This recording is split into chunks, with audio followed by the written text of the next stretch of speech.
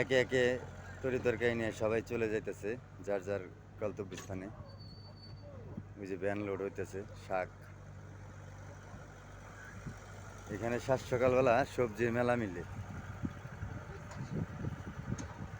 এই যে উনি বিক্রি করে চলে এলো। কত সকালে চলে গেছে দেখছেন এই মাল নিয়ে। আর আমরা ঘুমের থেকে মাত্র উঠাইলাম।